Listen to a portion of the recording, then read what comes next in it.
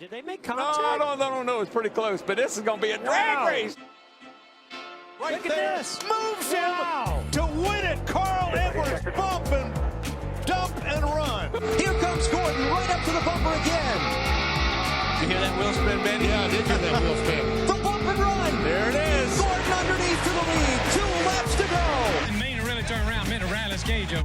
Welcome to the Bump and Run podcast. I'm your host, Michael DUI, joined by my two best friends, Matt the Statman Reilly and Eric Daytona Ron. Hope you guys had a great weekend. Hope you guys had a Chase Elliott type of weekend. He was the big winner for the SRX season finale down at Nashville Fairgrounds Saturday night.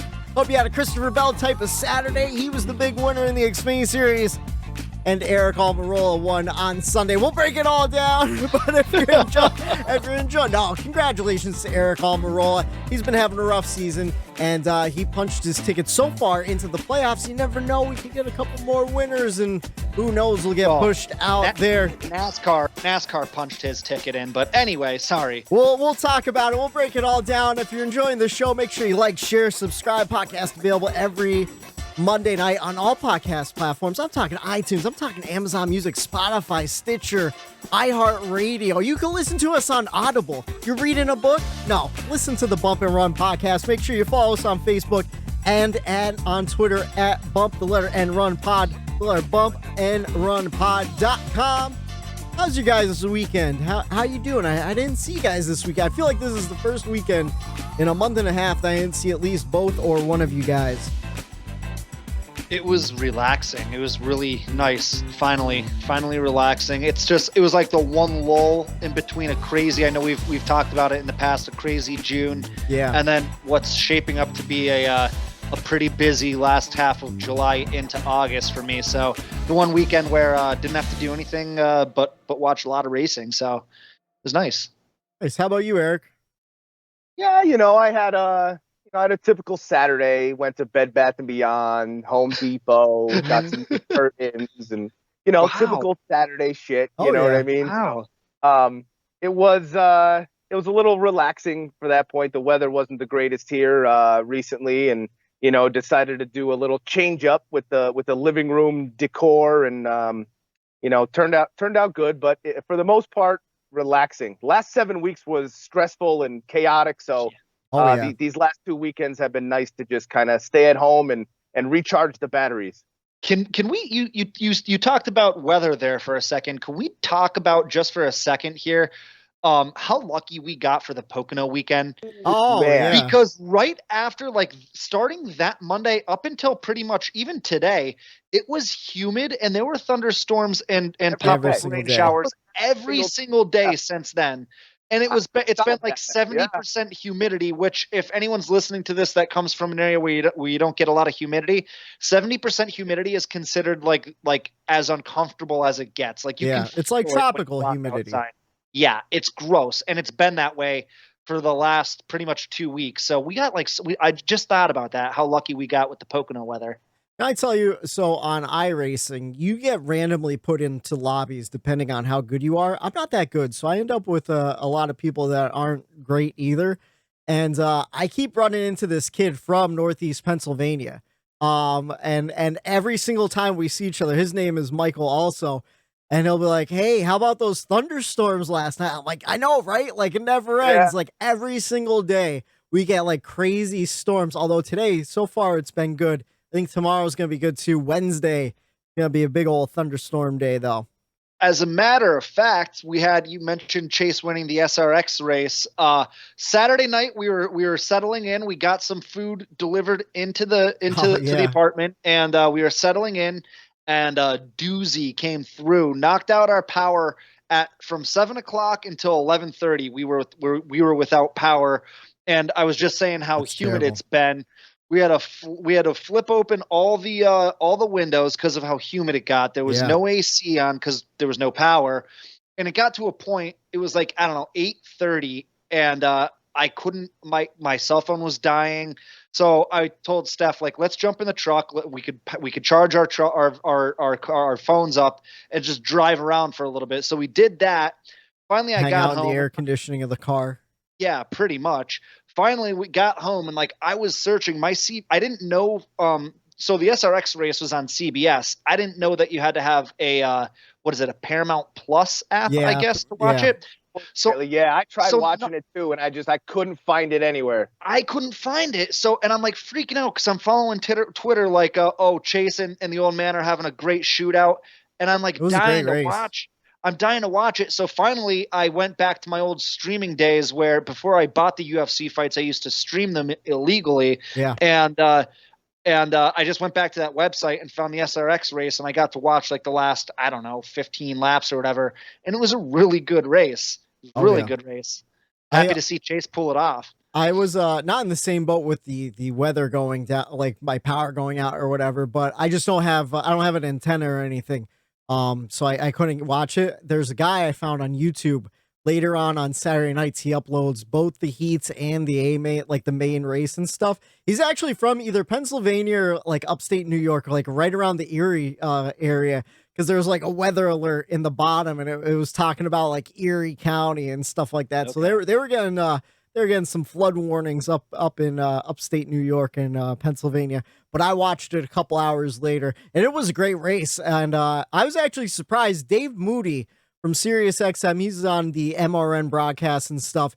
He was sold on Nashville Fairgrounds. He's like, we need to make it happen. It is a vibe down there that we need to have.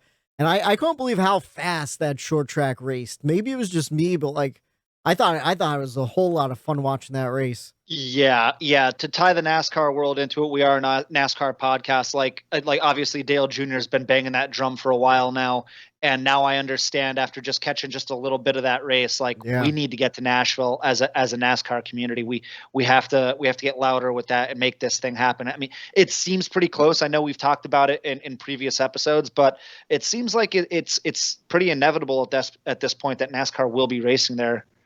Absolutely. I mean, they're working through those board meetings and stuff. We'll see what happens. I mean, there's racing down there regardless. So I don't know what the town folk are really complaining about. I know a NASCAR Cup race is a bigger show, but it's only one weekend out of the year. In fact, I think it'd be less racing throughout the year if NASCAR was involved.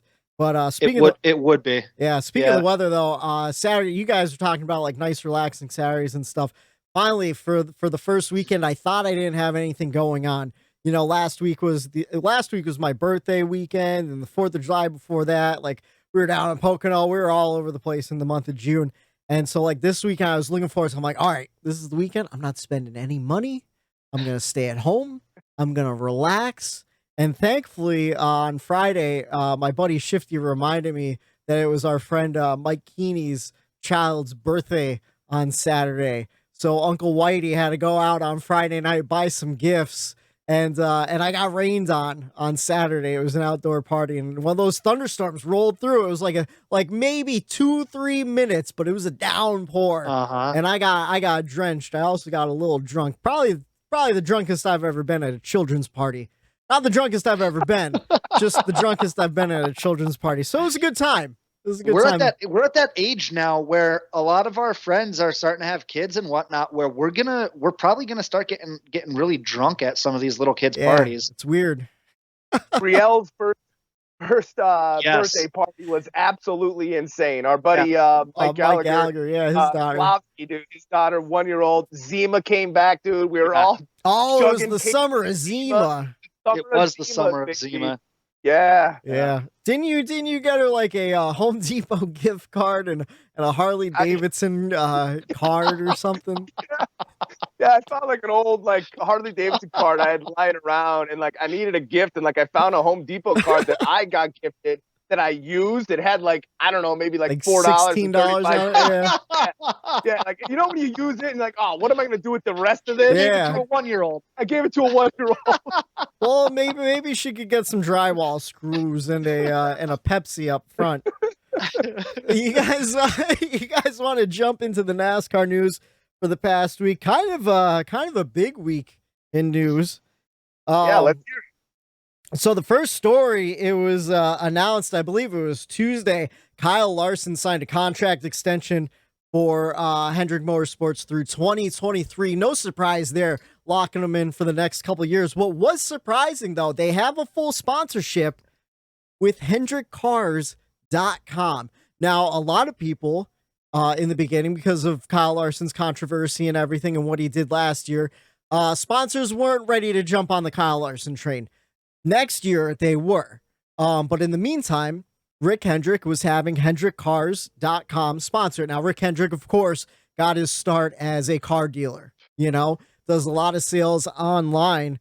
And apparently the two companies are completely separate entities. Yes, Hendrick owns them both, but HendrickCars.com was really enjoying the benefits of them being on that car. So they re-upped the contract. They actually outbid other sponsors to get that full-time sponsorship. I thought that was pretty interesting. What do you guys think about that?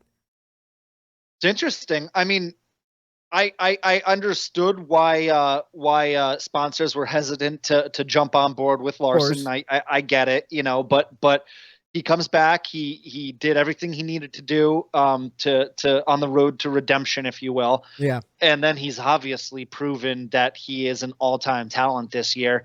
And so it's no surprise that, sponsors would want to jump on board, but it almost seems like a little bit of a too little too late. You weren't with me at my worst. Why should you be with me at my best type of deal?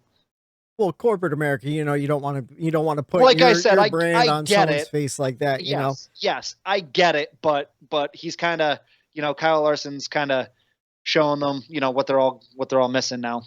Yeah, I wondered if he would take back some of his old sponsors, like you said. That's what Matt. I thought would happen. I wonder if any of those sponsors are going to come crawling back, being like, hey, we understand you learned, you've grown, and you know what you did wrong, and we're willing to give you a second chance. And I'm wondering if any of them reached out and Kyle was just like, nah, I'm good. Like, you dropped me when I was in a tough time, so I'm not coming back. But I'm not surprised that he got extended. Like Matt said, like obviously his performance is showing everything, but I think with sponsorships, the next gen car, I think, helps long-term deals with some of these teams being a little bit more streamlined, and the next gen car is supposed to help save teams some money. Yeah. So I think sponsorship is going to be a little bit easier to get, especially if they go with the number move and bigger and that. Like, I think that more all real estate and everything. Right. I think that all benefits the sponsor. So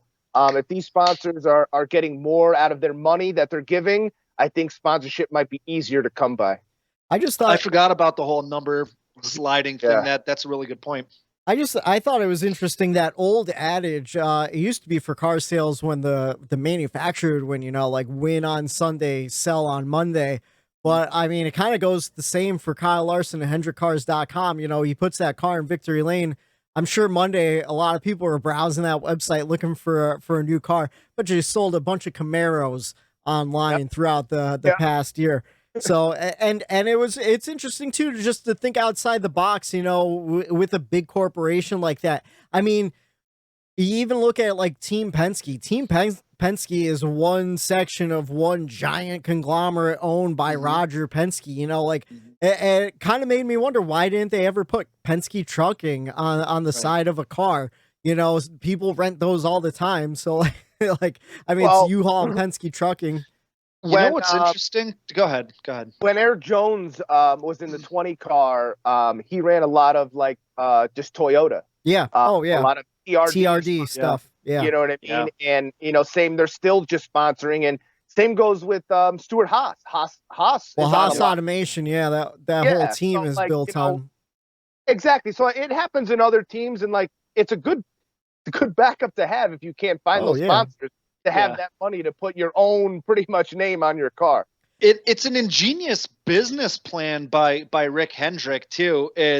Yes, he's shelling out the money on the front end to put HendrickCars.com on a car, but like Whitey said, on the back end, people are spending more money on HendrickCars.com. Yeah, I mean that's essentially the business model for anyone marketing on the side of a stock car, but it's super ingenious. The thing is, though, apparently the decision didn't even come from him to put it on. It was like HendrickCars.com's marketing department. It was like they're like whoever was running the marketing department was like, they bid. It wasn't.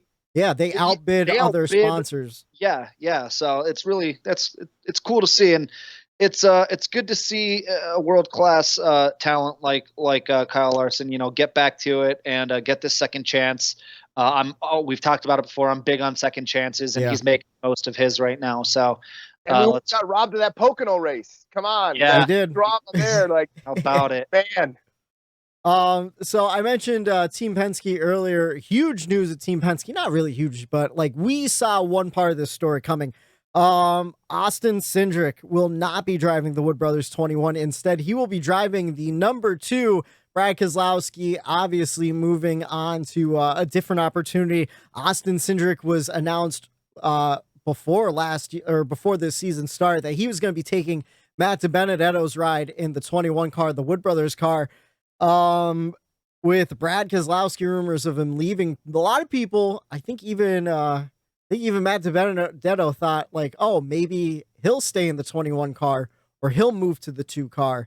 And Austin Cindric will stay in 21 or move to the 2. We even talked about it on this show. We did. The bombshell was Harrison Burton moving from Joe Gibbs' Xfinity Series program, moving from Toyota, jumping over to Ford. He's going to be running the 21 for the Wood Brothers. And he's replacing Matty D. We'll see what happens with Matt DiBenedetto. I heard an interview with Roger Penske this morning, and Roger was kind of cold when it came down to it, but he spoke the truth. He goes, listen, we made the decision before last year. Matt had 1 year left to grow his brand, and then we were parting ways. That was the plan from the beginning. So and Roger said maybe Matt kind of got his hopes up for something that wasn't there, which I thought was cold, but it was realistic. I agree. I saw a lot of that on Twitter too, where they're like, this whole pity, feel sorry for Matty D. Like he knew at the beginning of the season he wasn't going to be in that. And he ride. had to start looking for rides, Exactly. So I think it does suck for Matty D. And like I don't know what they think as far as that, Penske, as far as that 21 team goes, because what are you getting out of just not keeping consistency with that 21 team? If you constantly put someone in there, pull them out, put someone in there, pull them out, put someone in there, pull them out, what are you getting out of that? You know what I mean? Like I think they're trying to go the Toyota route as far as developmental, and that's what I was going to say. Like the 78 and the 77 with Eric Jones, and then Seabell with the 95. Family Racing. Matt DiBenedetto was in the 95. Before that, it was Casey Kane, right? I just think that model, it worked a few years ago, but now there's just so much young talent that like there's no rides in Cup to do it. So like the whole, we're gonna mold these drivers to come up. I think Penske tried that, but it just there's not a lot of rides to put those guys into. Yeah. So I think the theme with this episode here today is going to be, for me anyway, is I don't like it, but I do have to live with it. And once you get deeper into this podcast, when we get onto other topics, you'll know what I'm talking about. But I don't like it. I don't like it. But once again, I have to live with it. I think we're all really big Matty D fans. I think a lot of NASCAR fans are Matty D fans at this point. And it just sucks that he just keeps getting the raw end of these deals. But from the cold business side of it, I get it. He hasn't, I think they even talked about, I think Steve Letarte talked about it yesterday during the broadcast, or maybe it was pre-race, that like, we all like Matty D as a person, but at the end of the day, he's ripped off some top 5s. He's ripped off some top 10s, but he's had chances to win and he hasn't won. And, that sucks. I still think he's full of talent. I still think he's going to land on his feet somewhere. Again, I think the best thing for him would be is to swallow his pride and try to find something in the Xfinity series, Absolutely. try to kind of restart all over again. But, we'll see. Like I said, it sucks, but we have to live with it right now. Yeah, I completely agree. I think the best option for Matt DiBenedetto at this point is drop down a series. It seems like he doesn't want to do that. I think I'd rather be in a top ride in the Xfinity series than a lower tier ride in the Cup series, and then you really never get to prove yourself. You really get stuck in the back like that. Yeah. So on track yesterday in New Hampshire, Loudon, Quinn Houff, our favorite Quinn Houff, he got turned. Like, plain and simple, he got turned by Ryan Newman. And if you watch the replay, he was waving Newman by, and Newman came in on the inside and turned him. So, and this will get into a news portion. So, I guess on the radio, he radioed to his crew like, "Hey, get me back out there. I got to get to Newman. I got to show him something," or something along those lines. Roush Fenway Racing quote tweeted it and said, "Oh, good luck with that." Something along those lines. And then I quote from Quinn Half, "I respect for your equipment and those that work on the cars. I have lost respect for your driver. Look forward to hearing your announcement on Tuesday." So I'm assuming Roush Fenway Racing is going to make a big announcement tomorrow, either about Brad Keselowski and new team ownership, or maybe Ryan Newman going to be hanging up those race boots. Maybe it'll be a combination of all, because I assume Brad Keselowski is going to be taking over that legendary 6 car for Roush. I can't see them getting rid of Chris Buescher over Ryan Newman. What do you guys speculate on that? I know it's all speculation and rumors, and Quinn Half, I guess, heard something in the garage, although no one follows him on Twitter, so I don't think he's really friendly with anybody in the garage. Yeah. For as much as we rag on good old Quinn Half, I mean, hey, he got spun around. He didn't like it. I wouldn't like it. No. And he probably, from being inside the industry, heard some rumblings of stuff that was coming up this week in the news, and he probably said, "You know what? Screw you guys. I'm gonna drop little hints, to maybe throw a wrench in your plans of announcing things this week." Hey, listen, that's why you don't screw with other people on the track, because at the end of the day, they all travel together. They all get the same information. They're in the same rumor mill. Oh yeah. You never know when someone's going to decide to ruin your day like that. I could see that. I could see, Newman being done after, that last Daytona incident, and, he's got family, 2 little girls. And I think just like Dale Jr., he didn't want to leave. I think, you're more pressed by your family and your loved ones to leave. Yeah.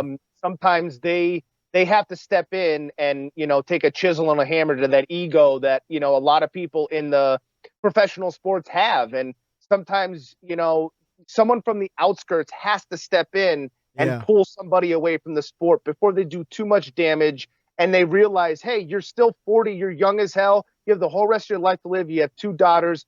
I could see him definitely stepping away after that. But I would like to see Brad in the 6 car. I think I have to, after seeing him in the 2, I think single digits. Yeah. I like Brad in single digit cars. Yeah. No, I agree.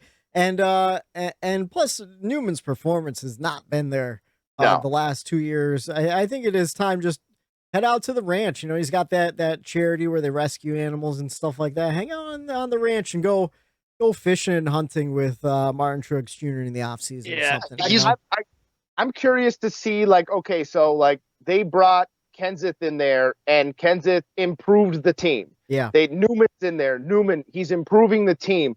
I think maybe that was their strategy once the whole Kenseth, the Edwards, that whole debacle, that everyone wanted to leave. Yeah. I think they're like, okay, let's kind of bring some of these guys back. Let's kind of pick their brains a little bit.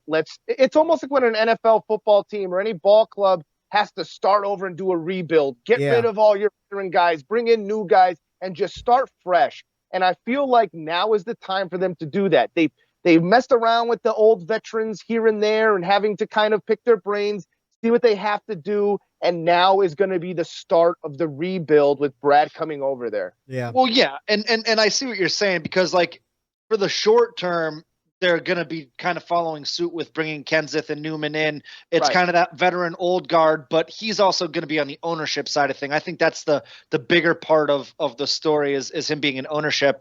And then I think they're going to bring a Ford driver up at some point to be a long-term fill-in. And Buescher, I mean, even though the past month really hasn't been there for him as far as performance, this year he's really been underrated as far as his performance. Like I said, the last month kind of got derailed, but I think Buescher, if he plays his cards right, he has some good sponsorship. I think he could be there for a while too, if he wants to be. I think Brad wants that ownership because he doesn't want to happen what's happening to him now. He wants say in how the team is run. Yeah. He has a great mind of the sport. So if he's just a driver, he has to listen to whoever team he's a part of. Yeah. And he might not have say in how the team is run or the direction they want to go. Maybe the setups go this way or chassis are built this way. Now, being owner and driver, he controls his own destiny and can kind of build the cars and race the cars that he thinks that he wants to race, not what someone else is telling him. So I think it'll be a perfect fit. Absolutely. Should definitely be interesting to see what happens next year. Speaking of next year, we got a next-gen car rolling out next year. Now, last week we talked about some rumor mills going around on Reddit and NASCAR Twitter about the safety of the next-gen car. Well, NASCAR finished its report of the crash test. It sent it to the drivers today, and teams will start getting delivery of the next-gen chassis this week.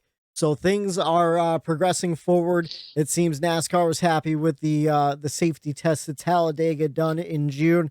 And really nothing to say other than that. We'll see how teams adapt to the new car next year. Should be interesting on all fronts.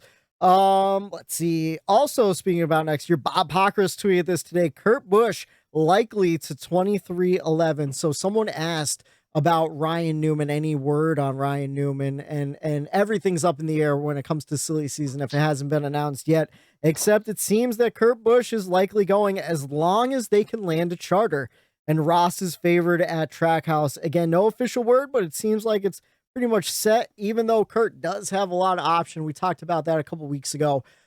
He's been talking to a lot of different venues, including Fox as a broadcaster, but it seems he really does want to try out that next gen car and at least get one season in there. So I think it should be interesting if he would be added to the second 2311 car. Maybe he could help boost that team. They've been having their struggles this year for sure.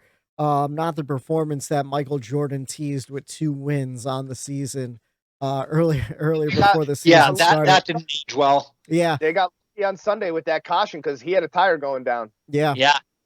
Oh yeah. Let's see, and we'll get into the Kyle Busch crash, but after this week, Kyle Busch crashed early on in the race. We'll talk about it, but he tapped the back of the pace car in frustration. Scott Miller of NASCAR says they will review any disciplinary actions. What do you guys think? Do you think NASCAR goes light on him because of the frustration that the car, like the car accident was caused because of NASCAR? They should have called the yellow before it, and they didn't, and it wrecked. So and I think they've already stated that for the most part, and I think that's why you didn't hear anything yet about it immediately. There was no action. I think NASCAR knows that they screwed up this time around, and taking him out of that race when he, is the leader on the pole coming off of, he's on a hot streak. Yeah. And they took that and derailed it. So I think that was enough in NASCAR's eyes. So I don't think anything more comes out of this. Maybe a money fine, maybe like a $10,000, $15,000 money fine. But other than that, I can't see any points penalties or any kind of, crazy penalties happening out of this now. Yeah. He already had a points penalty yesterday when he was taken out on lap 6. But 1 point. I was gonna say, just to kind of touch on Eric's points. There's I was listening to Sirius XM NASCAR radio today, and Larry Mack pretty much said the same thing. You even might have heard it.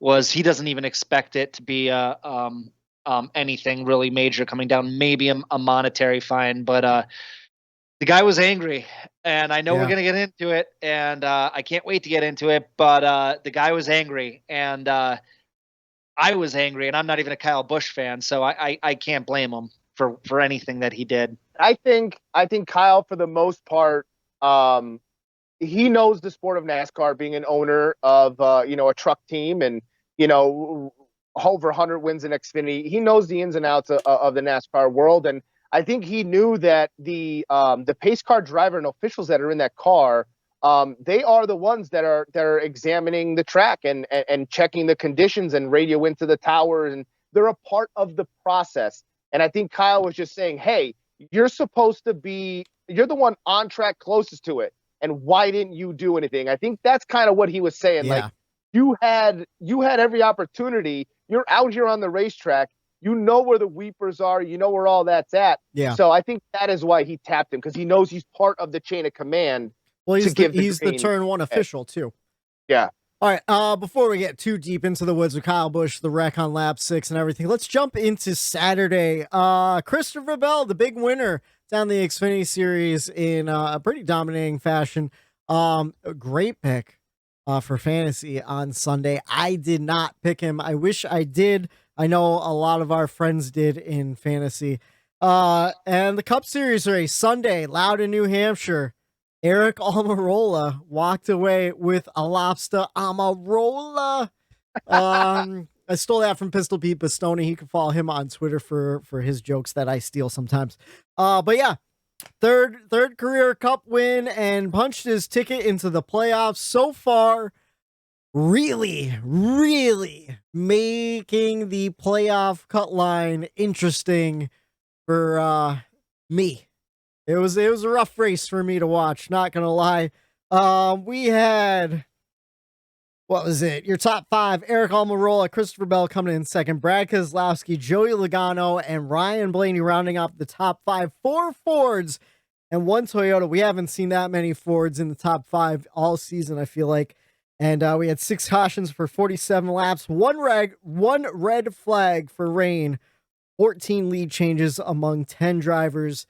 And of course, that red flag came out after a lap 6 crash, which involved Kyle Busch spinning out, hitting the wall, destroying his car. Martin Truex Jr. also spinning out behind him. He tagged the wall, not as bad of damage. Denny Hamlin also spinning out. So 3 out of the 4 Gibbs drivers involved in a lap 6 spin out because track conditions were too wet. Do you guys want to jump in to the race grades, the checkers and wreckers, and break it all down? Let's do it. All right. Well, so Matt already alluded to he wasn't too happy with it all. So let's jump into your race grade. What did you think about the race overall? Let's be objective. God, be objective. I'm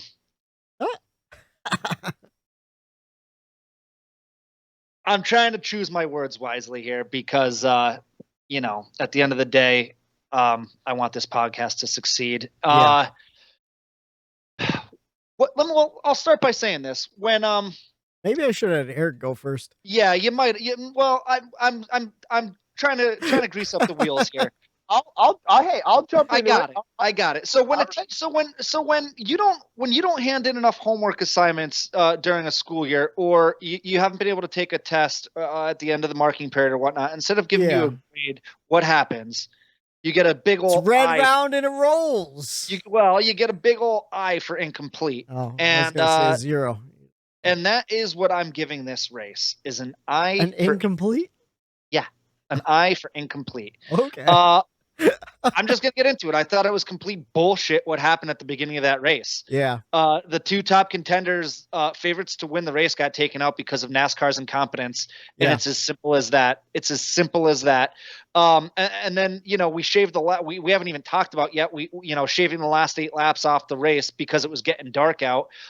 Even though we're at a mile track and it took, not even 30 seconds to get around a mile. We could have gotten that done. It was really dark. I'll give them that. I understand why they shut it down. Another 4 minutes and they could have completed the race. Anyway, it just everything. What if a caution came out?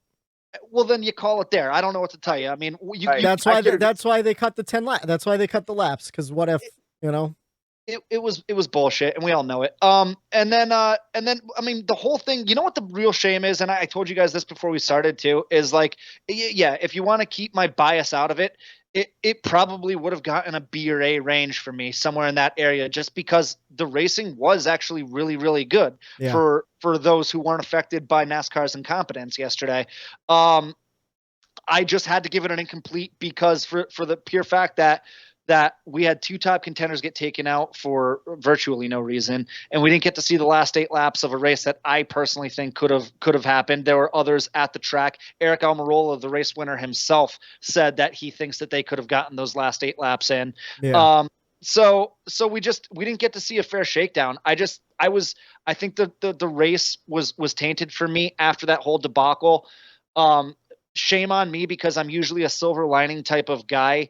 And I just couldn't get past what happened to start that race out. And, like I said, I've been trying to be positive and see the silver lining when things go wrong in life. Yeah. And I just couldn't get past it this time. And I thought it was, Bob Pockris said it the best. I thought it was an embarrassment for NASCAR as a whole. And it really bothered me.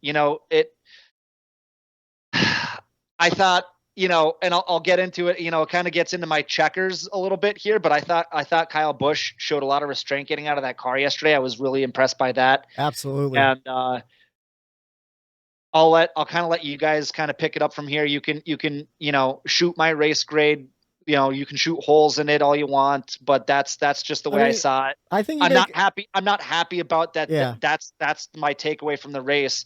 But it was, and it actually it's good that we're coming up on a 2-week break here because I was really rubbed the wrong way yesterday.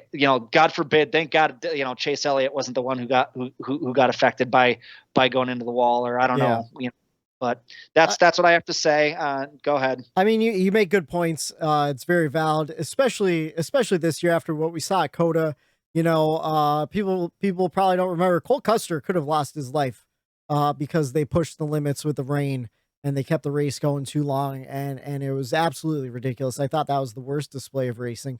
We've seen at the Charlotte Roval last year with the Xfinity Series race, really pushing racing in the rain.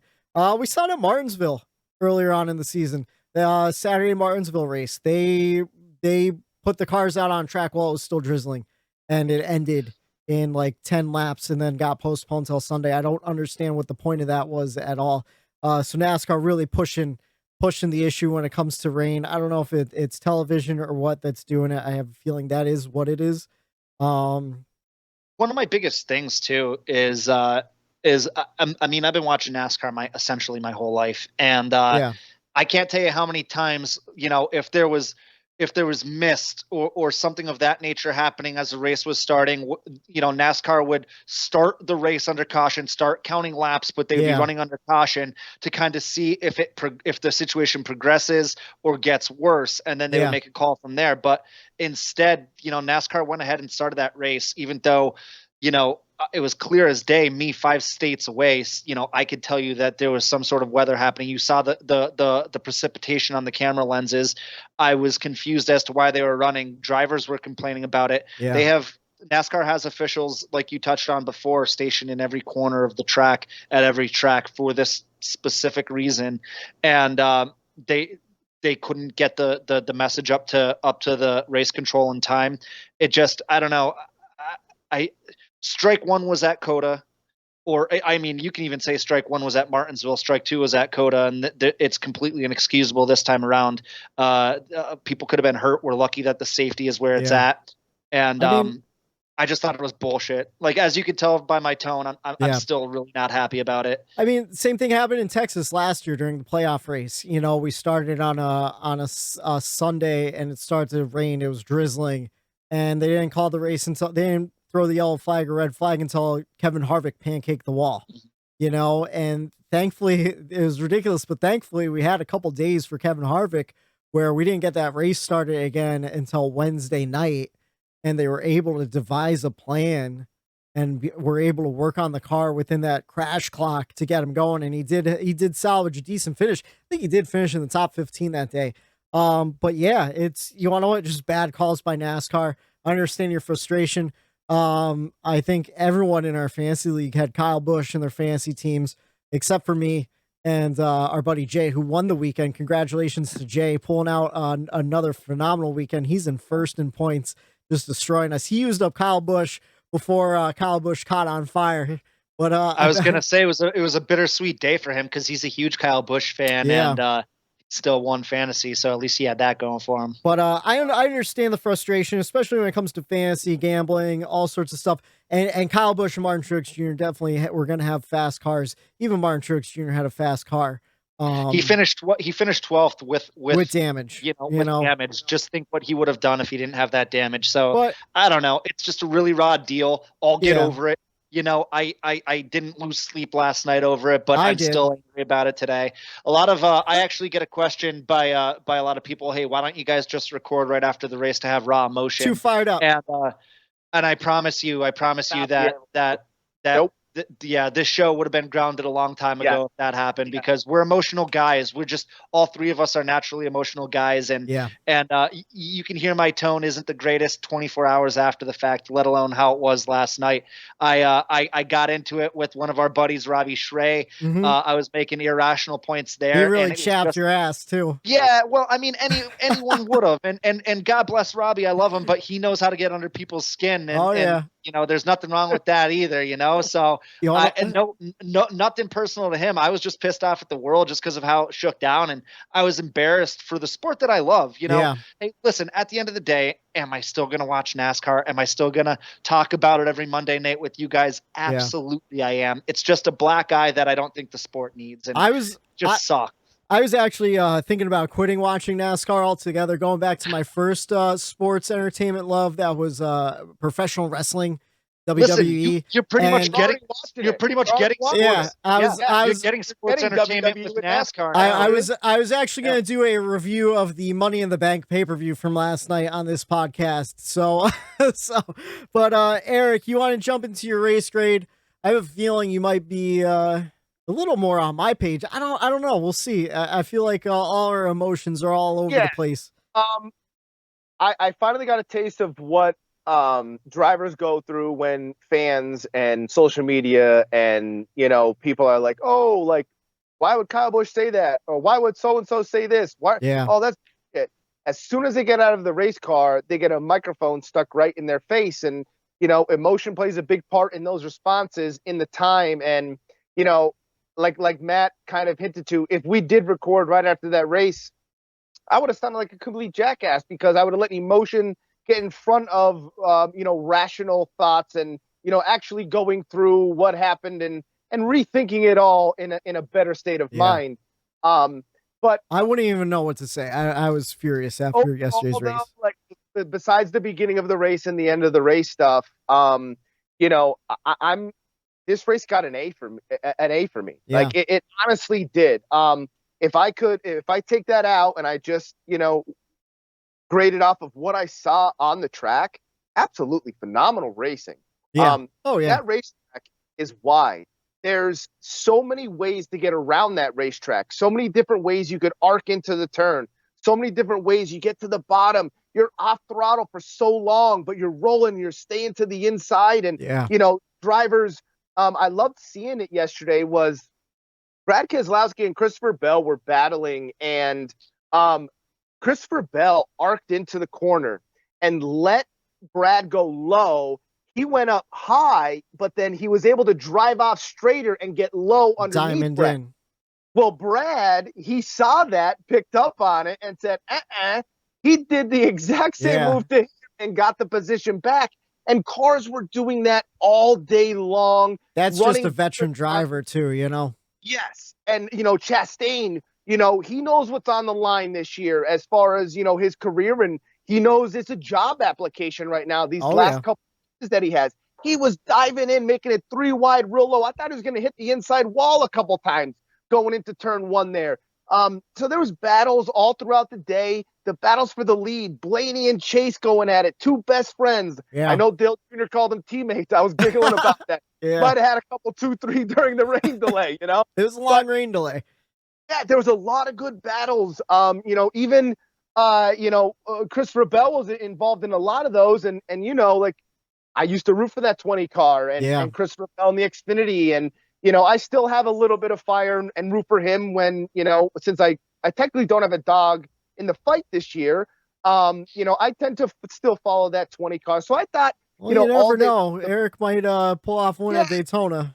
Like the battles were just so good, and the racing was there, the excitement was there, the drama was there. So like the racing on track, I thought was good enough to give it that A grade. Besides all of what happened, if it just ran regular, that they put on a show there. They really honestly did. Drivers battling adversity, you know, coming back and having to race their way to the front. And, you know, it honestly had a lot that I look for in a race. And this is me getting rid of all of that other bullshit. And actually, just really quick, sorry to come back to me. Yeah. I never finished. I realized I never finished my thought as to another reason why I gave it the incomplete, was because of because Christopher Bell was coming. He was having faster laps than Eric Almirola there, and if he was given those last 8 laps that we were supposed to run, So I truly think he would have gotten him. I know it's an opinion. No, It's no, not Matt, a fact. it makes sense. Down too. I do agree with that, and But- Here's because like that's my bias too, being a fan of the 20. Like Yeah. I do believe if they went those 8 laps, he was going to run them down. I think so do too. honestly believe that. There's yeah. no way of us proving Well- that. It's not a fact-based opinion. It's Yeah. just an opinion. And what he I got was gonna robbed. say is Steve Letarte had a response to that exact thing. He goes, "Well, you don't know how Eric Almirola was racing those lap cars, knowing that time was running out. And that's you know? fair too. He That's might fair have too. raced Austin Dillon completely different. He might have drove him a little harder. You know, like How about Austin I'm Dillon surprised holding he him didn't up try there? should have wrecked more. him. I'm surprised. Yeah, I'm surprised Austin didn't do more. He should have. He should have. And like, and But to you your want, point, but you want to know what though? Like that's him being a veteran, being a classy driver. You know, racing him hard, but not being a. Plus, he turned him to win a Daytona 500 a couple of years ago. I think he owed Yeah, him this he one. did. Yeah, he did. But to your point, though, Whitey, like, I think we don't know how Eric Almirola was going to race Christopher Bell. That's so true. Christopher Bell already had a win. I think now hear me out here. If they let those 8 laps go and Christopher Bell was going in there, listening to the way Eric Almirola's spotter was telling Eric to dump people and put bumpers to people, we Yeah. need to win. I honestly think He would've neither of screwed them up. were going to win that race. Yeah, They'd he would've overdrive screwed it. up. Would have smashed into Yep. each other, and Eric Almirola wouldn't have won. The 20 wouldn't have won. It Yeah. would have been the 12. I think honestly, and Blaney, I would have loved to see Blaney win because Yeah. he was up there up front and had a good car all day. But I think with the circumstances, needing that win, Almirola is out without it. He had this track circled on his calendar, Yeah. so like, I think he would have done whatever it took to get that win, even possibly wrecking not getting the win. So Yeah. you never know. My race grade as a fan of a driver on the playoff bubble right now, 5 points to the good. He went into the race 95 points to the good. I hated it. It was the worst race I've ever seen in my entire life. It was absolutely disgusting. I hated every minute of it. And the playoff format is the worst. It should go away. I want to go back to the Winston Cup points. That's how I feel about that. But objectively, as a broadcast journalist, if you will, I thought it was a great race. You know, if it wasn't for personal ties and everything I wanted to see, take away the rain debacle in the beginning. Of course, we could all The agree. first 8 laps and the last 8 laps. Take away those You two want to know things. what? You want to know what? Keep the last 8 laps. I'm fine with them ending the race due to light, because you want to know what? The same thing almost happened in Pocono.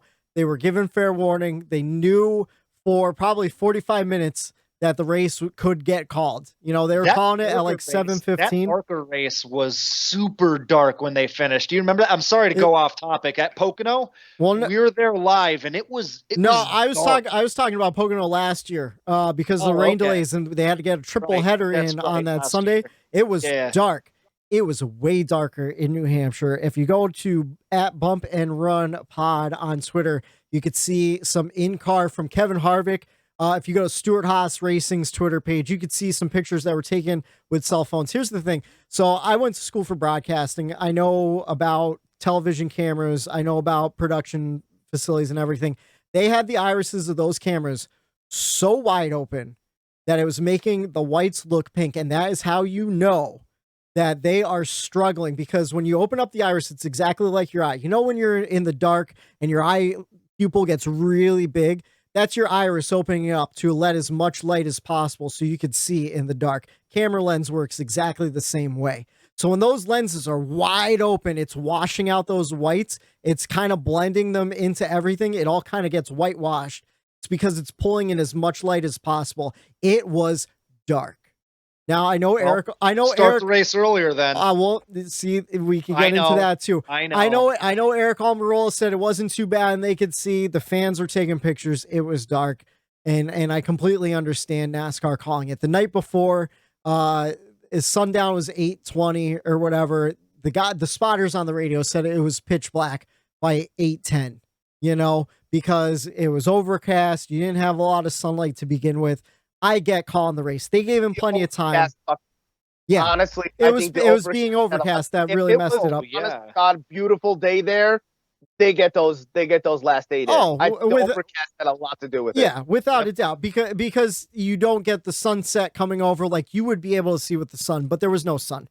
So I can't fault NASCAR for calling it early, especially after the debacle in the beginning of the race. Now everyone's senses are heightened. You don't want anything else to be a factor that someone can blame. Someone gets in an accident and it's getting dark. You go into caution. You can't finish. You finish under caution. NASCAR looks even more of a fool. So I understand why they cut it short. So rain aside, finish being cut short aside, I thought it was a great race. Like Eric said, we had some phenomenal battles. The third stage was great racing. We saw some great battles between teammates. We saw between Brad and Ryan Blaney. I thought that was phenomenal. And it kind of made me wonder, did the urgency, because all the teams knew that NASCAR could call it early, was that why we were seeing so much hard racing at the end? Was that why guys were trying different lanes, trying whatever they could? Eric said they were diving super deep into the corners. I know Tyler Reddick was on the apron at one point trying to make up some ground. Do we see that if it was just regular old race? I don't think so. Loudon to me in the past has been kind of boring. And I think the urgency of the sun going down and it getting darker created some better racing.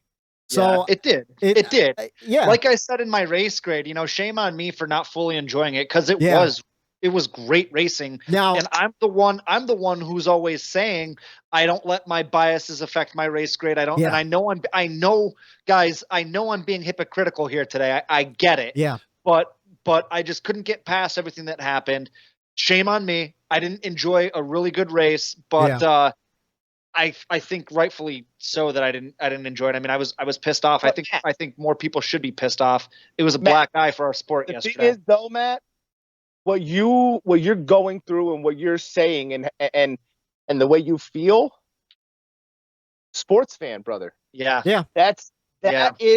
That's being a sports fan. Like some people that aren't into sports, they'll look at you getting upset like, what the hell's wrong with that guy? It was a race. Move on, go on. But people that aren't passion.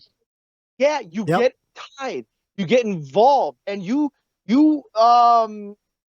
act as if you got screwed out of that. You know what I mean? You in that race car and you got taken out. Like, imagine if you were in Kyle, but if you feel that, if you're a Kyle Busch fan, you wrecked and you have that same emotion that most likely Kyle has. I think people, you have to understand, that's being a sports fan, man. It comes to the territory. I mean, I know we've got the shit end of the stick too, Matt. So like as far as, you're a Jets fan, I'm a Jaguars fan. We've been through a lot of turmoil and bullshit. I've gone through as a Notre Dame fan. As a Notre Dame fan, I've gone through the Busch push with Reggie Bush. Yeah. As a Jets fan, I've gone through the years 1990 through 2021.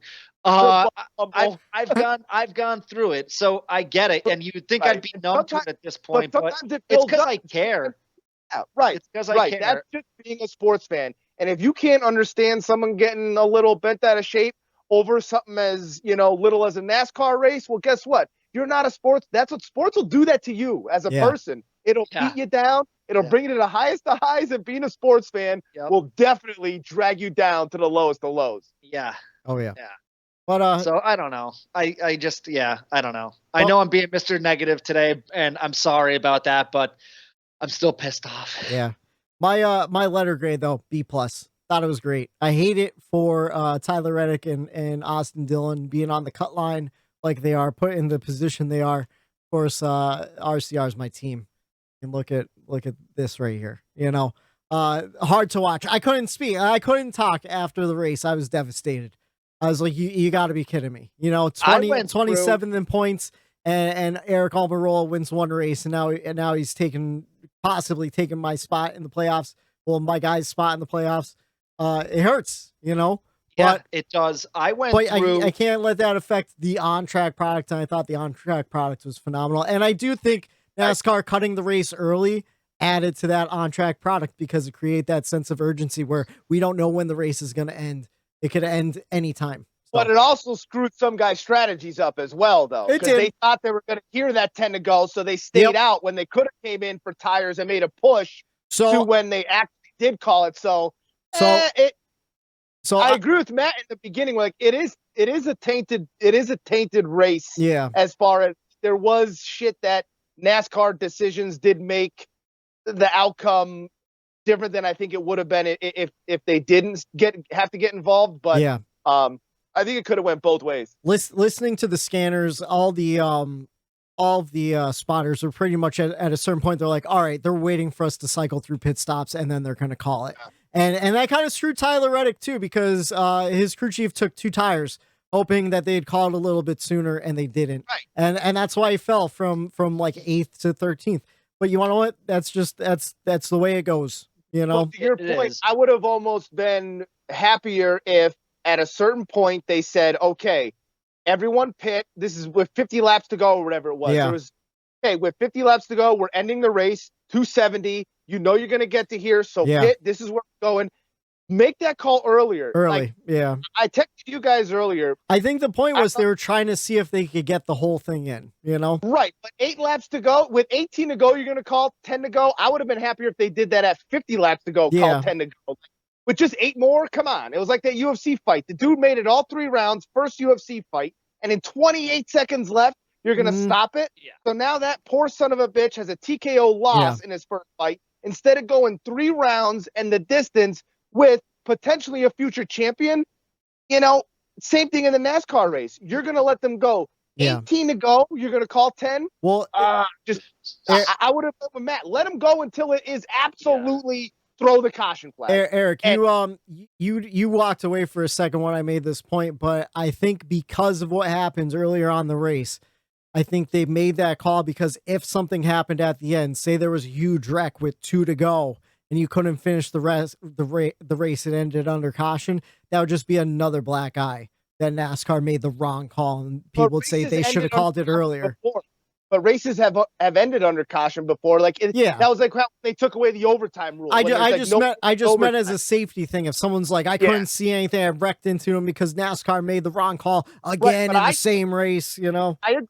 But I kind of went the opposite route where I saw it as, hey, you fucked up the beginning of this race. Make it right by running the full fucking thing. Yeah. I haven't been this upset. We were just talking a few minutes ago about how, you know, our hearts have been broken in sports and everything. My heart, Whitey, I know exactly where you're coming from yesterday being a Reddick fan. I don't think I've been this pissed off at a NASCAR race since a few years ago when we were in the playoffs. It was Talladega, and Dale Jr. was of course the class of the field that day. He needed to win because he was not going to. It was when the Talladega was the cutoff race. Yeah, he needed to win to advance on a late race restart. It was him and Logano up front, and Jr. was getting the push. Well, that's when Harvick jumped out of line because I don't know if something was wrong with his car or he jumped out of line because of points or something. There was something fishy. Yeah. I forget exactly what happened there, but Harvick jumped out of line on the restart to benefit himself, essentially. Yeah. And when NASCAR called the caution, Logano was the last one in the lead, and that's who won the race. It was like an overtime start or whatever, and that's back when there was a cap on overtime restarts. Starts, yeah. And Logano won, even though everyone knows Junior would have won that race. Yeah. And then the following round is when we were out in Phoenix, and Junior won that race because of a rain-shortened race. And so he would have been in the championship race. And I haven't been this pissed off since then, really. So, Whitey, you being mad about Reddick, I get it. I've been there, man. It sucks. As a fan of a cutoff driver, 100% agree that like those fans are going to feel completely different from a fan that, you know, is already locked in. And it was a meaningless to those fans. But a cutoff driver fan, I see your point 100%, White. You're the one who has. and- You have more of a right than I do to be pissed off. Oh yeah, but here's the thing: if it was anyone else on the cutoff line, I would say, I'm like, well, that's the way the system works. We all knew it, and that's why I can't be mad about it, because everyone knows that's how the system works. Yeah, you know? and everyone did know it. You know what I mean? Hey, going into it, you knew that this is a possibility. Everyone talked about it. We talked about it. Daytona. Yeah. You know what I mean? Like It's not over until you pass inspection at Daytona. For another crazy guy to get in there and win. So Yeah. And we got you 4 gotta races take it, too. you We gotta got take it on the chin, Whitey. This is one of those races as a fan. Oh, yeah. There's nothing you do but take it on the chin, buddy. It was rough though. I was up all night stewing. I woke up this we're morning gonna pissed watch- off. I was angrier than Matt was. I honestly, like, I cooled down throughout the day. I was furious. We're gonna watch some. I was some tweeting stuff. I domination. deleted the tweets that I sent. We're gonna watch some world domination by the United States of America at the Olympics these next 2 weeks, and then once Watkins Glen rolls around, I'm gonna be down in Florida for that race. Yeah, we're gonna be just as ready, just as excited for NASCAR to come back. So we can bitch and complain and get it out of the way now. But come 2 weeks from now, we're gonna be chomping at the bit to get back to a NASCAR race and watching it. But here's the thing: let's stop complaining. Let's get into our checkers. What did we enjoy about the race, Eric? I'm gonna start with you. You know what? And I never thought in a million years that I'd be saying this, and this would be my goddamn checkers. Yeah. Oh, and I don't know if she listens to this or not, and I hope she doesn't. You know, I really hope she doesn't listen to this. She's hinted at, a couple. My cousin, my brother, Shredder, his wife is a Logano fan. And we threaten to burn her Logano flag every time she brings it to Pocono. Don't have it at our campsite. As you all know, I'm previously Kenseth fan, that whole thing that went down. If you're not a NASCAR fan, it was the greatest moment in NASCAR history. NASCAR history. It was. And, you could tell how hard it is for me to get this out right now, but Joey Logano is my checkers. I think it helped me that he was in my fantasy lineup, and when Truex went down, I needed him to step up. Then not a minute later, he gets nailed with a 2-lap penalty. And I'm like, oh my God, now I'm completely screwed. Yeah. But that dude came back from 2 laps down and finished 4th. Yep. Like, I could talk about how he doesn't handle certain situations right, and he needs to say things that he doesn't say, but on the racetrack and behind the wheel of a vehicle, he's a talent. He's a talent. He's up there as far as, the best in the sport right now, hands down. And, it's hard for me to admit that sometimes because I hate his freaking guts. I should have lied to you. So behind the scenes, in our group chat, so we go back and forth all race weekend talking about fantasy and stuff. And Eric was like, "Oh, who should I take out and put in my garage? Should I keep Truex out there, or should I put Logano in?" And I immediately said, "Put Logano in." And Matt was going, "No, go Truex. He's running really well." And Truex was moving up. I really didn't do that. Yeah, I didn't do that to screw you. Yeah. I meant it. I agreed. I'm like, damn, Truex is going up, but I go Logano 2 laps down. I said, I don't know. I didn't know what to do. And I said, no, put Logano in because he has no damage on his car and he's moving up. He raced back 2 laps. No damage. I didn't know at that point he was back on. I knew we got one back because that early caution. I knew we got one back. He was the lucky dog right to begin with. But I didn't realize that he did get that other one back. And was once he was on the lead lap and no damage, Whitey, when you sent that text, I'm like, putting him in. So thank you, Whitey, for giving me that advice because it did kind of save my day. Well, if you finish second in fantasy and you're in the money, remember that move. Because you'll owe me a drink or two at Douse's. I'm just saying. I will. Yeah, no, it's super impressive. And for anyone that doesn't know, during the rain delay, it wasn't even one of Joey's crew members. One of Brad's crew members went over. I guess he was the engine specialist. There's only one engine specialist for all the teams. And they didn't touch anything in the car. They lifted the panel and they took a picture on the inside. And pictures are okay, but as soon as you touch a car, you automatically get penalized because you can't touch the car on red flag. Bullshit. And again, I'm not a big Logano fan. I don't think it was. I think the rule's plain as day. They know the rule. I don't think they did it intentionally. Where it's like a picture's a picture. It's not like he bought a wrench with him and he fixed anything. No, you know? yeah. Oh, like, what if someone goes over there and just lift the tarp off? Is that a penalty? Like, but I guess he touched inside the car. Touched the car. And you never know what someone actually does, You too. can't touch the car. Yeah. I actually, the one freaking thing that NASCAR did right yesterday, I actually applauded that. They don't leave any gray area. It's, did you touch it or did you not touch it? Yeah. You touched it, it's a penalty. But do you, in that circumstance, when you didn't have a wrench and you didn't technically fix anything, you think 2 laps was warranted for that? Yep. You think a 2-lap penalty was warranted for that? If that's what it says in the rule book, then that's what it says in the rule book. Because what if he? I think that's just absolutely insane, especially with the bullshit that went on. Yeah. What if he stuck his hand in there and you do that, like, I don't know. I think with the bullshit that went on in the beginning, you give him a benefit of the fucking doubt in that situation. Okay, Eric, how about this? What if they were privy to, like, oh, there was a spark plug unplugged or it was loose something. and they just jammed it back together. Yeah, right. That was my point. He went in there, did something real quick, reconnected something that might have been disconnected, and then just said, "Oh, I was just taking pictures." You can't let it happen.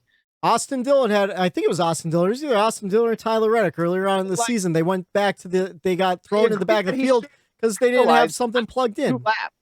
I think 2 laps is harsh as fuck. Give him a lap, but 2? It's harsh. Yeah. It's harsh. I mean, like, I think, like, they have tiers and other shit where, like, okay, you do this, it's this fine. Up another step, you do this. Up another, it's that. See, my whole thing is you never know what they did, though.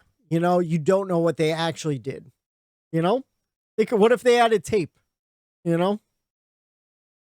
Yeah, I mean, I can't believe I mean, 2 laps to me, that's insane. I think 2 laps is crazy for something like that. Here's the deal, though. If that's what it says in the rule book, then they know what they're working against by doing that. No, and they did it because they had a feeling from, before it went down that it was something major. So I think they knew they were willing to accept the penalty because hindsight's 20/20. But sure, if he doesn't take that 2-lap penalty, he doesn't finish 4th. Fair. He smashed that car and wrecks, and you get nothing out of it.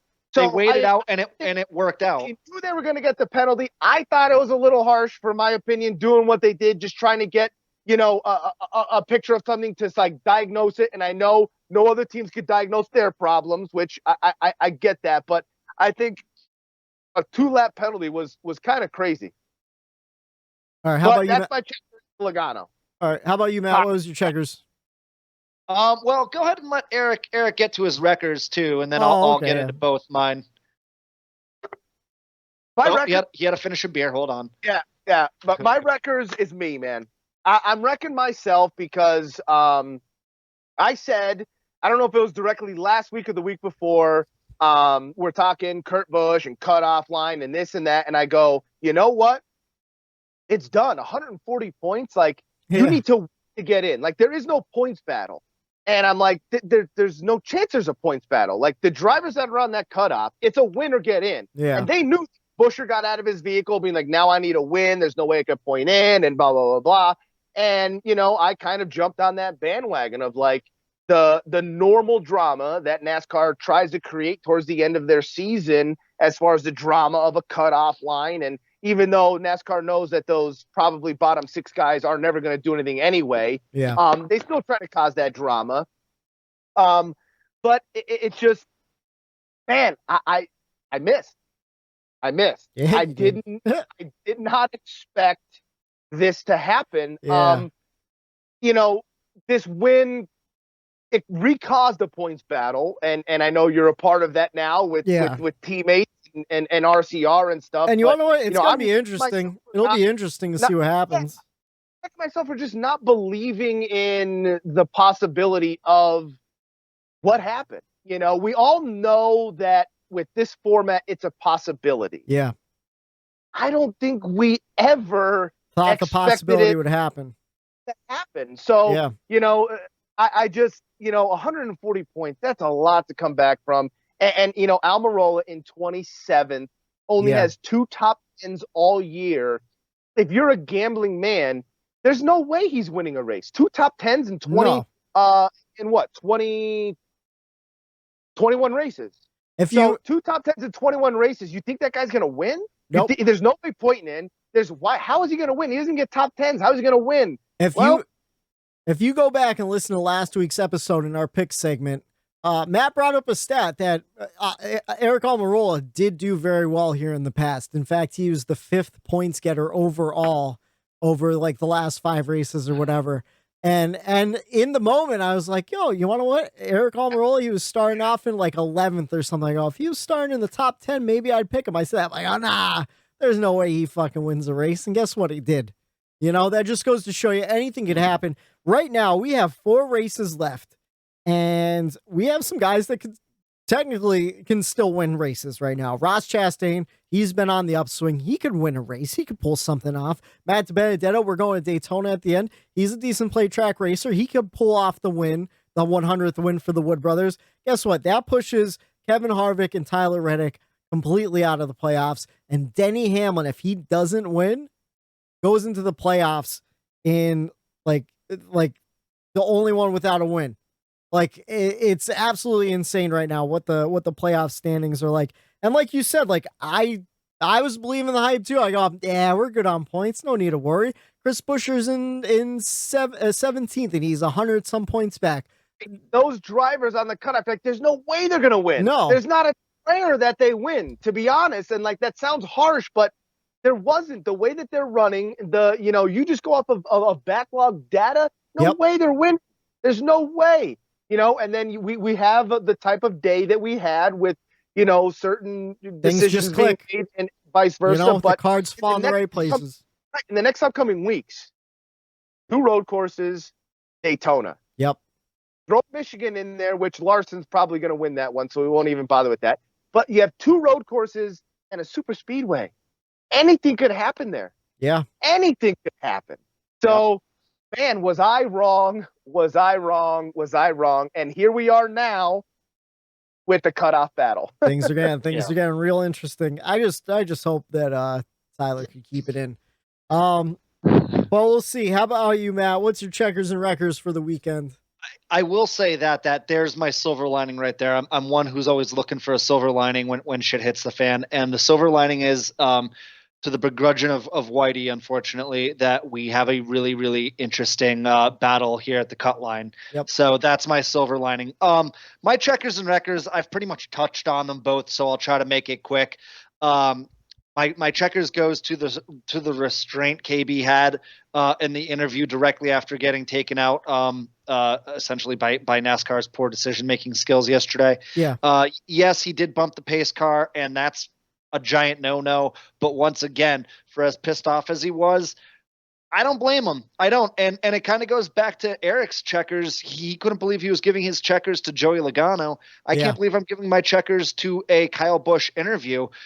That's usually reserved for wreckers for us. Yeah, usually. And I thought he held himself together quite well. He even said, whatever I'm gonna say isn't gonna do me any good anyway, so why even say it?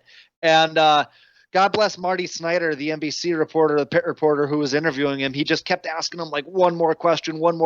I was just thinking to myself, like, Marty, like he's gonna snap. He's gonna snap. Like you're begging for it, and he didn't. He kept his cool, and good on him for doing that, because I don't know if I would have. And then my wreckers, like I said, I'm going to keep it short and sweet. It goes to NASCAR. It goes to race control for the first 8 laps and the last 8 laps. I thought it was all nonsense, and I already got into it. I won't get into it again. Not looking in the rear view after this podcast. And I think I said everything I needed to say there. All right.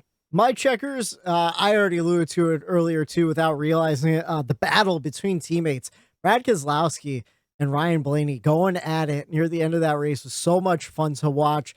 They kind of burned each other's tires up though, and really gave Almirola the opportunity to get that win. I think if they weren't battling so hard, it would have been one of those guys. I think Brad or Blaney would have had the win on that one. They had great cars all day long. Team Penske showing speed when I didn't. I thought I've written Penske Ford off completely. And like I said, there was 4 Fords in the top 5, something that hasn't happened in a long time. Short tracks. Ford has it with those low downforce short tracks. It's the high downforce that they're having trouble with. So it's what makes me nervous about Phoenix. And the playoffs. It should be interesting because we have Richmond is a cutoff race in the first round of the playoffs. Darlington is also there, so that gives you a chance to win with the low downforce package. That whole first stage in the playoffs is what is it? It's Darlington, Richmond, Bristol. Oh, it is Bristol. Okay, so yeah, you have 3 short tracks that Fords can win and lock their way into the next round, and then of course we have Talladega, Vegas, and the Charlotte Roval in the next round. So it'll kind of be a toss up there, but you gain some good points during that first round. You get some playoff points to keep you going throughout. And then you get into Texas and Kansas and Martinsville. Martinsville is going to be the huge one near the end. If some of those Fords can make it way, who knows? Maybe Brad Keselowski could win the championship in his final year at Team Penske.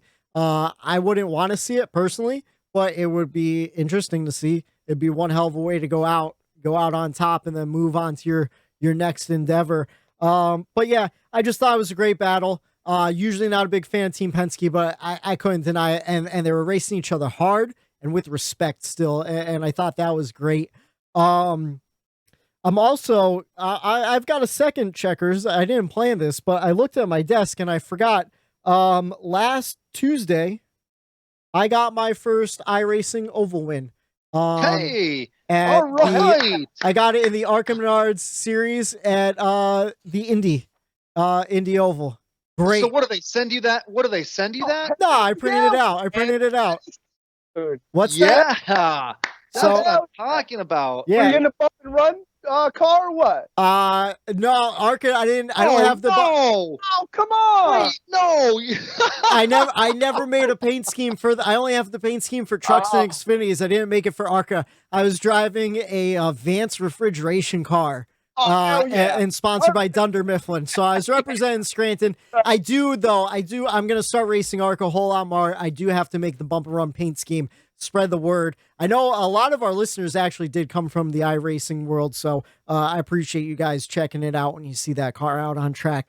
But yeah, I got my first win. I was really proud. It took me 6 months and I finally got it. I actually got my second win the next day. And I haven't finished outside the top 5 since. I finished top 5 in the trucks in New Hampshire too. I was pretty pumped about that. 2 wins this week. Good for you, man. I did. And I'm looking forward. We're going to a super speedway in the trucks this week, so I'm trying to make it win number 3. I got those VR goggles. It's making a huge difference in my runs. My wreckers. I thought we were all going to collectively have the same wrecker. So I just wrote lap 6. That caution, that the wreck that should have been a caution a lap and a half before. So I agree with everyone that said anything over there. But I'm going to take a page out of Eric's book, and I'm going to wreck myself because you guys know in our group chat, I was high on Tyler Reddick since Friday. And I'll tell you why. Because I'm an avid listener. Like, you were so confident, Whitey. I'm like, okay. So confident. So for everyone listening, he sent us a screenshot. He goes, my last money in my FanDuel account.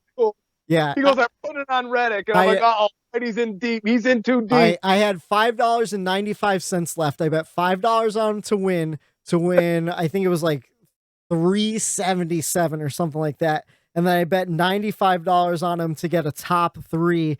That did not happen. Though I'll tell you why I was so high on him though. Because I listen to NASCAR radio every morning on Sirius XM channel 90. The morning drive, they do a great job. Pistol Pete Pistone and the bagman, Mike Bagley.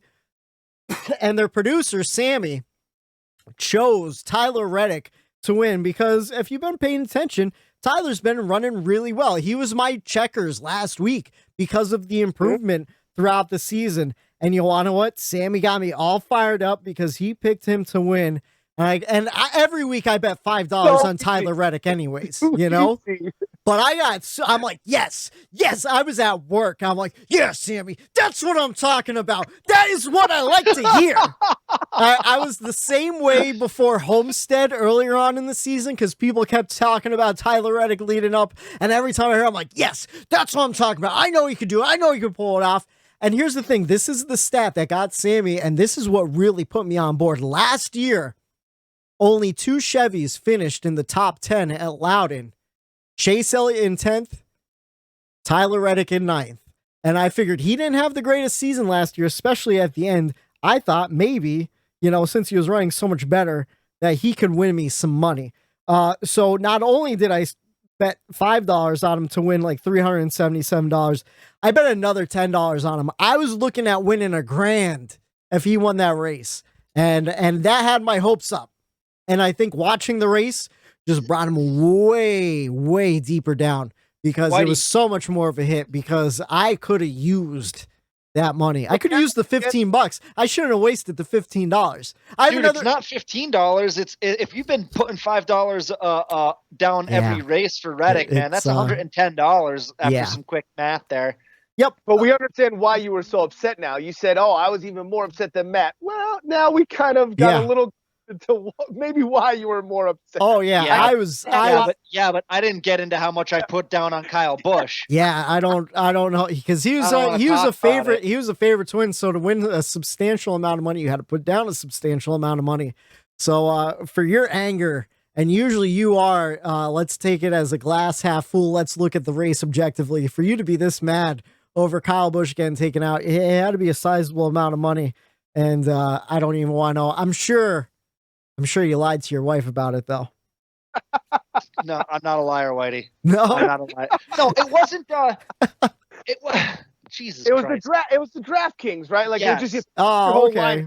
Yeah. No, it's not about how much I lost. It's not about how much I lost. It's about how much I could have won. Yeah. Oh, yeah. I hear you. I could have been $1,000 richer. I would have had I wouldn't be doing this podcast tonight. I would say, hey guys, we got to push it till Tuesday.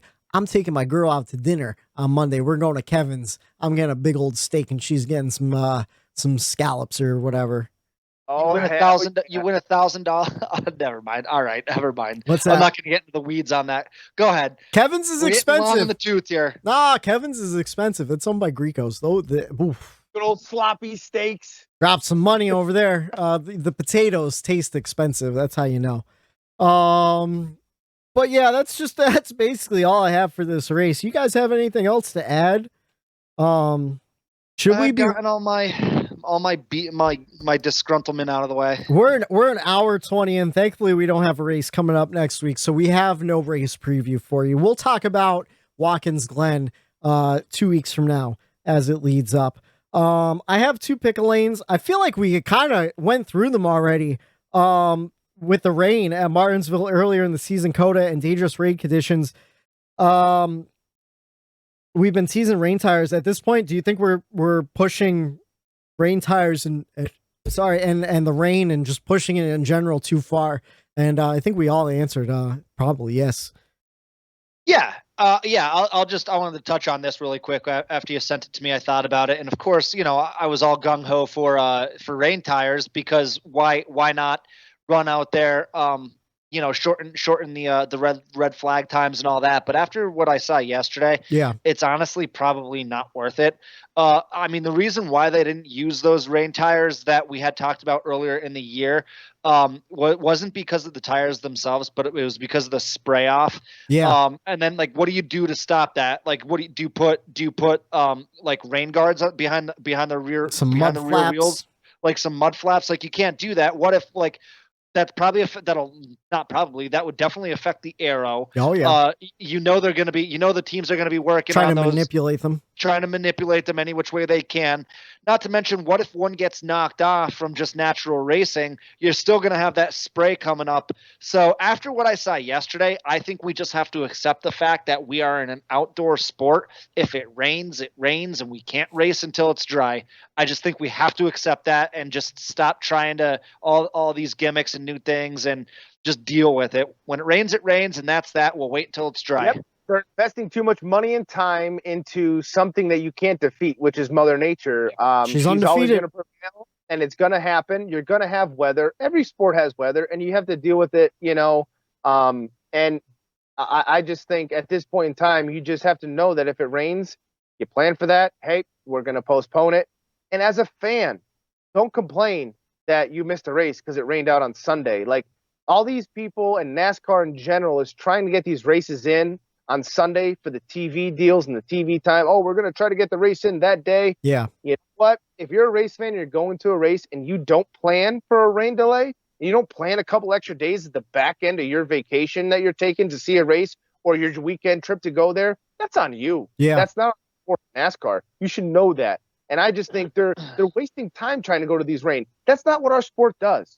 That's not what this sport is about. Like, just, we have weather sometimes. Run the race as it's supposed to be run. Yep. Enough of these gimmicks already.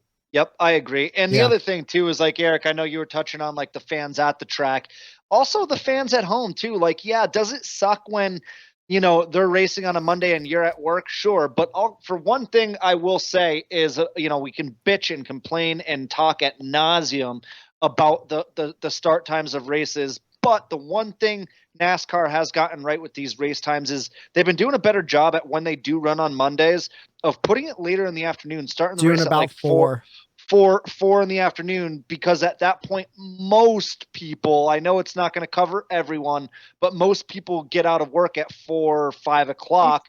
They can get home to catch. Yeah. So they do an okay job at working with you. Even when they do restart it at a noon or a 1 o'clock on the next day, you can listen to it. You can get caught up after work. I know some jobs don't allow you to be on your phones and whatnot, but there's ways around that. So I would almost rather that at this point than see another replay of yesterday. Right. That was my only point when Whitey sent this over, was the fact that,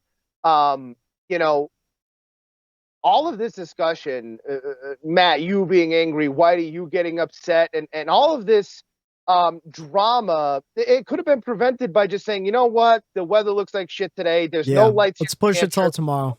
Let's push it till tomorrow. And even if there's rain tomorrow, hey, you know what? Let's play it by ear. We'll at least run a normal race without any decisions. I would rather see a Monday race. Yeah. Than see a race we saw yesterday where there was just bullshit involved and people that, you could put asterisks, this happened, that. All of that could have been prevented if you just said, you know what, Mother Nature wins. She's going to win. Let's go to tomorrow. Yeah. Go try to get it in. And you know what? Let's play some episodes of Lost Speedway and get out of here. You know what might sound crazy? I'm sorry. I just thought about this. What might sound crazy too is they had on one of the serious shows today, they had Christopher Bell's crew chief, Adam Stevens. Yeah. They had him on today, and he mentioned that a lot of people in the industry were leaving for vacation today. Yeah. He said he was talking to one of his car chiefs, that he was at the airport getting ready to fly out. I didn't think about it until now. And I hope I'm wrong, I hope NASCAR didn't try to force the fact yesterday, because a lot of them had vacations and shit planned today. I really, really hope that they didn't have that planned. I mean, you really never know. That's not why they forced the issue, because they had that in the back of their mind. Because if so, they got a tainted product yesterday. I mean, if you're paying attention to the TV broadcast, Kyle Busch was talking to his crew chief, and they were showing the damaged car, and you could hear him plain as day. He wasn't mic'd up, but he goes, "I'm not sitting around till tomorrow to drive this piece of shit." And he went home. So I completely understand. And you know what? Just like Eric was talking about with, fans planning out a day, you got to plan those out. A lot of the people that were leaving for vacation today in the industry probably should have planned and said, we're probably not going to leave until Tuesday. You got 2 weeks off. I don't know. I just think I really hope that didn't have an effect or any type of play into NASCAR's decision making yesterday. I mean, you never know. Maybe Steve O'Donnell has a vacation down in the Bahamas too. He had to jump on a flight later on that night, so who knows?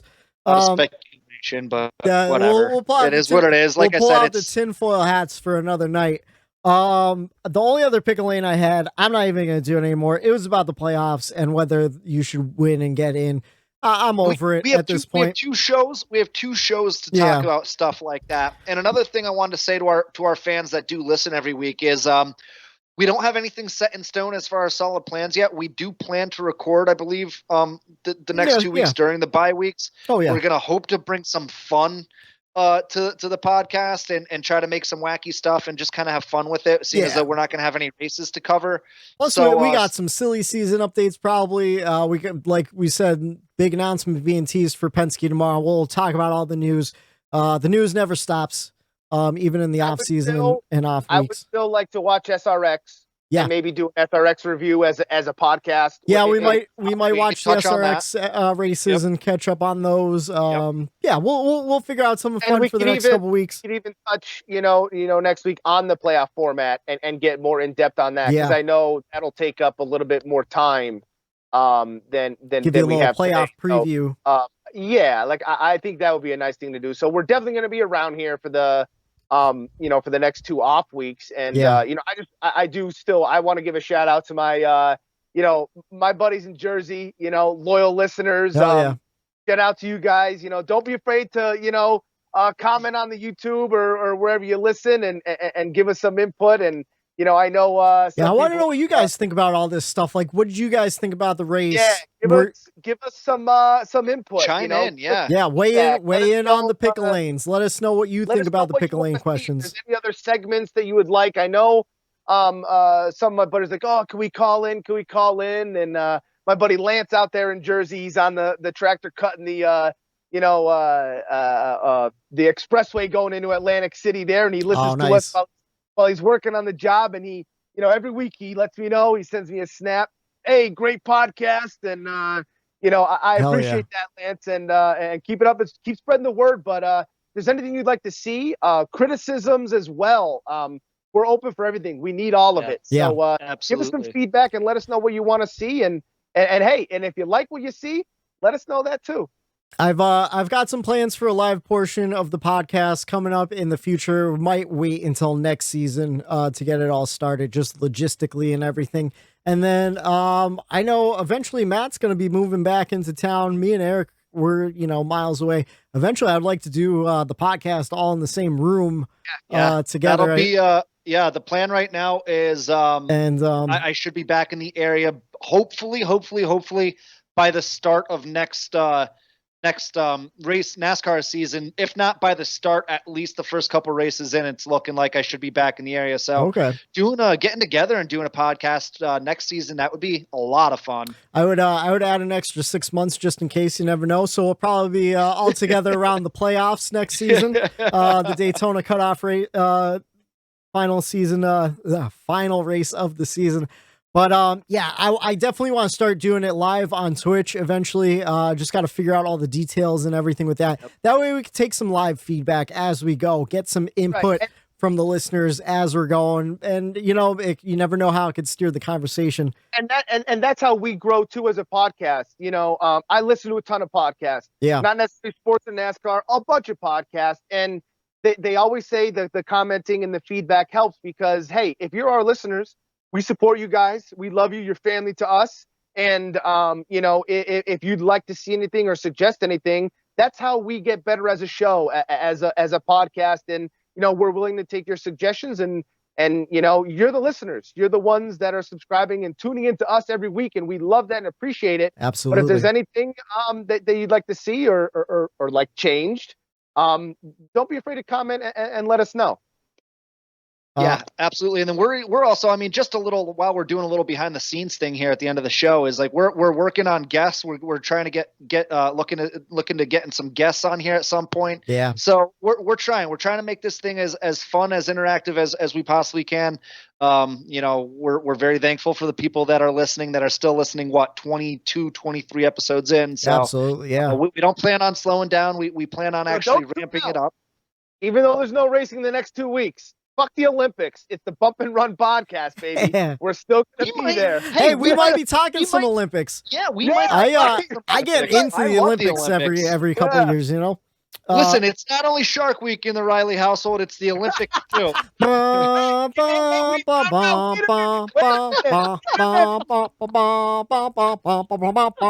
Here is a public service announcement coming from the Bump and Run podcast. We found out this week that Mark Riley does not indeed have a margarita maker. Yeah, So, Matt, what are you doing? No, Matt, get it together. Come on. When's your dad? A margarita maker, buddy. When's your dad's birthday? December 11th. Well, early Christmas present. You get that man a margarita maker. And you get the Jimmy Buffett one. Don't cheap out and just get him a blender. It needs the ice shaver at the bottom. That's how you get a good blend. So my Venmo is, if anyone wants to donate to that, my Venmo is. The man helped create you and give you life, and you're talking about Venmo. You can't bust out a couple $100. His Venmo is Irish Mark 33. Fair enough. All right. We did miss one important part of the show, probably the most important part of the Bump and Run podcast. Every podcast loves to talk about the winner, Mr. Eric Almirola, this week. But here on the Bump and Run podcast, we like to talk about who comes in last. We've talked about Eric Almirola in this segment a few times this year. But this week, one Kyle Busch, currently sitting fourth in the regular season standings. He has 2 wins on the season and is locked into the playoffs. Not a huge hit for his season, but he did take a huge hit for the day. I'm sure it'll impact his starting for Watkins Glen. No practice and qualifying for Watkins Glen. They're going to be doing the mathematic equation. Bob Pockrass didn't do it yet, so I don't have the top 10 lineup. Too much math for me. He's probably in Bermuda right now. No, he was tweeting all day. He's still on the job. He's no days off, no hours off for Bob Pockrass. That guy is up all night long tweeting about NASCAR. He is. But yeah, sucks for Kyle Busch. Sucks for us who had him in our fantasy lineups, and it sucks for Matt who had some real money on the line there. But he's just heating up. We'll see what happens when he goes to Watkins Glen. He's a great road racer. I have a feeling he's going to bounce back just fine. We will take our picks when we're coming up into leading, not next week, but the week after we'll be leading into Watkins Glen. So we'll do a full preview of Watkins Glen for you. We'll get your betting lineups and we'll figure out the odds.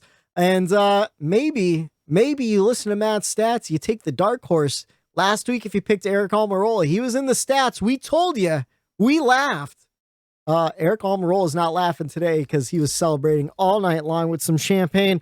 The playoff picture, 22 races in. We have 13 different winners, only 3 spots to point your way in left.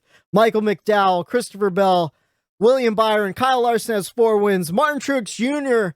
has 3 wins. I thought he could have won yesterday, but of course he had some damage to his car. Still finished in the top 15 though. Ryan Blaney duking it out for the win near the end. He has a win on the season. Joey Logano's got a win on the season.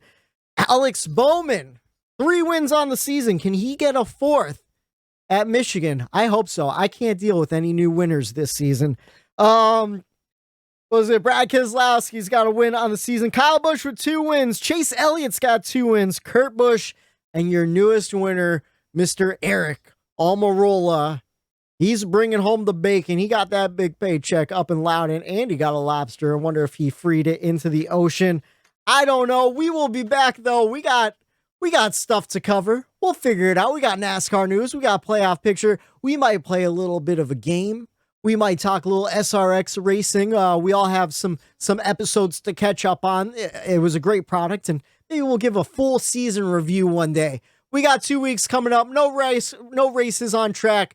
But that doesn't mean we don't have stuff to talk about. And we will talk to you again next week. For Matt, the Statman Reilly, for Eric Daytona, I'm Michael D. White, saying have a good night.